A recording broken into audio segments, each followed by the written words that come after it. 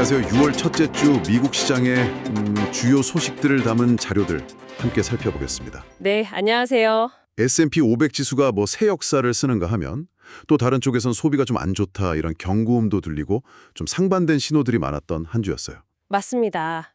이 자료들 보면서 여러분이 시장의 큰 흐름, 또 중요한 포인트들 놓치지 않도록 저희가 좀 짚어드리겠습니다. 네, 이번 주 자료들 보면 확실히 시장의 그 뜨거운 열기, 근데 또 그 이면에 숨어있는 어떤 잠재적 위험, 이걸 동시에 좀 읽어내는 게 중요해 보입니다. 네, 거시경제지표부터 뭐 개별 기업 소식까지 중요한 내용들이 많더라고요. 먼저 제일 눈에 띄는 소식부터 가볼까요?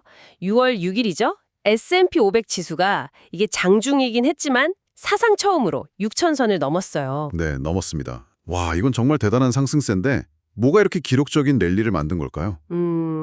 시장을 이렇게 끌어올린 동력은 크게 한 두 가지 정도로 볼 수 있을 것 같아요. 네, 첫째는 예상보다 5월 고용 지표가 괜찮았어요. 그래서 경기 둔화 우려가 좀 누그러졌고요. 아, 고용이요? 네.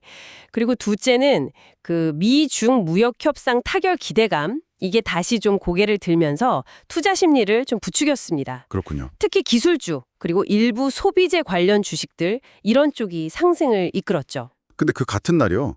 채권 금리는 오르고 달러 가치도 강세를 보였다는 게 저는 이게 좀 의아하더라고요. 네, 맞아요. 보통 위험자산 선호 심리가 강해지면 안전자산인 채권 가격은 오르고 금리는 내리고 달러는 좀 약해지는 편 아닌가요? 이건 어떻게 봐야 할까요? 아, 그거 정말 좋은 지적이세요. 그게 바로 지금 시장의 어떤 복잡한 단면을 보여주는 건데요. 네. 위험자산 선호도가 높아진 건 맞아요. 근데 동시에 방금 말씀드린 그 탄탄한 고용 지표가 나오면서 아, 연준이 금리를 서둘러서 내릴 필요는 없겠구나. 이런 인식이 확산된 거죠. 아하, 바로 그게 채권 금리 상승, 또 달러 광세로 이어진 겁니다. 그렇군요. 네. 그러니까 기술적으로는 분명히 강한 상승 흐름인데 또 단기적으로 너무 올랐다. 이런 과열 부담도 있어서 6천선이 진짜 확실한 지지선이 될지는 조금 더 지켜봐야 할 것 같습니다. 그 S&P 500 상승의 주요 동력이었던 5월 고용지표. 이걸 좀 더 자세히 보죠. 신규 일자리가 시장 예상치 한 13만 개였는데 이걸 넘어서 14만 9천 개나 증가했고 네, 그렇죠. 실업률도 4.2%, 뭐 안정적인 수준을 유지했네요. 네. 이 지표가 미국 노동시장이 여전히 탄탄하다 이걸 보여주니까 경기 침체 가능성에 대한 불안감은 상당히 좀 해소시켜줬어요. 트럼프 대통령도 이례적으로 아주 훌륭한 수추다 이렇게 평가할 정도였으니까요. 네. 하지만 바로 이 점 때문에 또 중요한 질문이 생기는 거죠. 어떤 거죠? 고용이 이렇게 좋으면 연준이 굳이 금리 인하 카드를 꺼낼 이유가 약해지는 거 아니냐는 거죠. 아, 그렇죠. 네, 연준 입장에서는 뭐 무역 분쟁 같은 다른 불확실성 요인들 이런 것도 보면서 좀 신중하게 접근할 가능성이 높아 보입니다. 그런데 트럼프 대통령은 정반대로 연준을 향해서 금리를 무려 1%포인트나 내려야 한다. 이렇게 강하게 요구했다면서요? 그렇습니다. 네.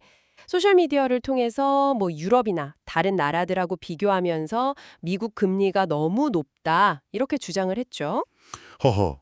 근데 뭐 연준 내부에서는 여전히 인플레이션이 목표치를 웃돌고 있어서 금리 인하에 신중해야 한다 이런 목소리가 더 커요, 사실은. 네.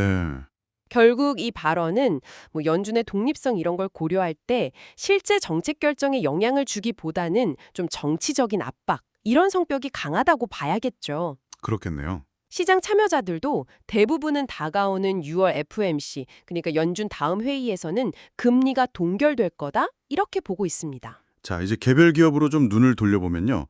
테슬라 주가 변동성이 정말 컸어요. 아, 네. 테슬라. 6월 4일에는 14%나 폭락했다가 이틀 뒤인 6일에는 또 4% 이상 반등하고 이거 무슨 일이 있었던 건가요? 이번 그 주가 급등락에서 특히 좀 주목할 부분은 트럼프 대통령하고 일론 머스크 CEO 사이에 어떤 갈등설, 이게 직접적인 원인이 됐다는 점이에요. 아, 두 사람 사이예요? 네, 트럼프 행정부가 테슬라하고 맺었던 기존 계약을 재검토할 수 있다. 이런 소식이 딱 전해지면서 주가가 확 빠졌죠. 네. 근데 이후에 머스크가 트럼프 행정부하고 긴장을 좀 완화하려는 듯한 발언을 하면서 일부 회복을 한 거고요.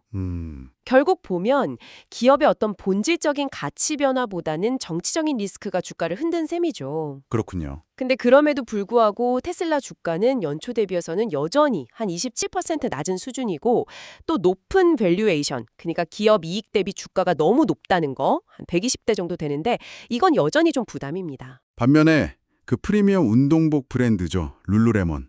여기는 상황이 안 좋았네요. 연간 실적 전망치를 낮추면서 주가가 무려 20%나 폭락했다고요? 네, 맞습니다. 6월 5일 실적 발표하면서 앞으로의 실적 가이던스를 낮춘 게 결정타였어요. 아, 회사 쪽 설명은 미국 소비자들이 지출을 좀 줄이는 것 같다, 예상보다. 그리고 글로벌 공급망 문제나 관세 부담도 커지고 있다. 이렇게 설명을 했습니다. 소비 둔화랑 관세 부담이군요. 네. 근데 이 룰루레몬의 경고는 이게 그냥 단순히 한 기업의 문제가 아닐 수도 있다는 점에서 좀 주목해야 하는데요. 네. 이게 고가 브랜드마저 타격을 입는다는 건 그동안 괜찮았던 소비 여력이 물가 상승이나 심리 위축 때문에 점점 약해져서 이제 경제 전반으로 확산될 수 있다. 이런 강력한 신호탄일 수 있다는 거죠. 아, 좀 무서운 이야기네요. 네. 그래서 소비 관련 기업들 전반에 대해서는 좀 주의가 필요해 보입니다. 자, 그럼 이 모든 정보들을 쭉 종합해보면 뭘 알 수 있을까요? 한 주 동안 S&P 500 최고치 경신이라는 추포가 터지는가 하면 또 룰루레몬발 소비 둔화 경고음도 같이 울리고 네, 공존했죠. 여기에 트럼프 대통령 발언이나 테슬라 사례처럼 예측하기 어려운 정치 변수까지 더해지니까 시장 방향 읽기가 좀 어려웠던 것 같아요. 맞습니다. 정리를 좀 해보자면 기술주 중심의 강한 상승 동력이 시장을 이끌긴 했지만 룰루레몬 사례에서 보듯이 소비 관련 분야에서는 좀 위험 신호도 뚜렷했다. 이렇게 볼 수 있겠고요. 네. 그리고 트럼프 발언이나 테슬라의 변동성 이런 것들은 예측 불가능한 위험에 항상 대비해야 한다. 이걸 다시 한번 좀 일깨워준 것 같아요. 그렇죠.